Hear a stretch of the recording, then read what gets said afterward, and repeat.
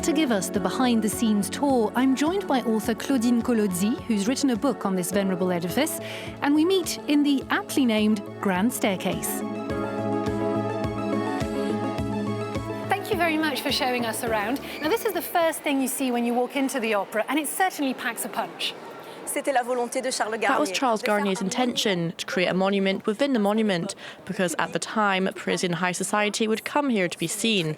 So the architect imagined these little balconies, where women could really show themselves to their advantage.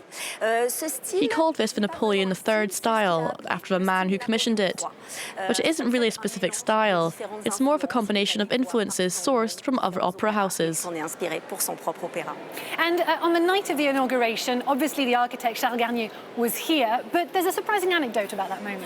Yes, just like the other 2,156 spectators that night, Garnier was asked to pay for his seat. The reason was political. His patron, Napoleon III, died before the monument opened. And it was actually President Macmahon who inaugurated the building, leaving Garnier in the uncomfortable position of being associated with a previous regime. So he was made to pay, quite literally. Having said that, at the interval, Garnier was awarded the Legion of Honor and was given a standing ovation he deserved. So he did get some thanks. Let's continue our visit now.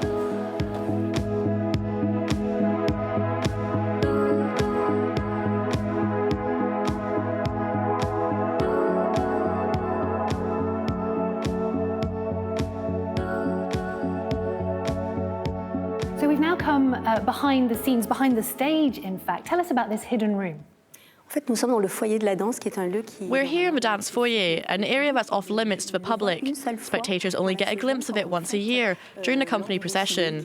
It's a tradition here at the Paris Opera. The entire company, including every single ballet student, turns out on stage.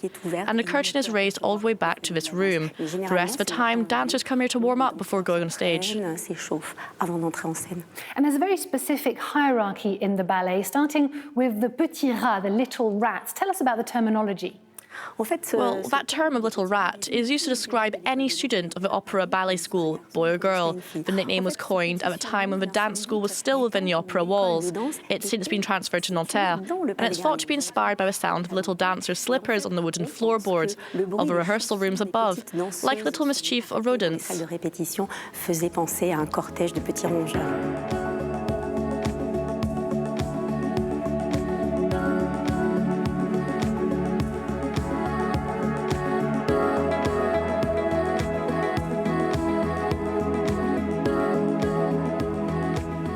In one of the boxes, and initially the show was as much here in the audience as it was on the stage.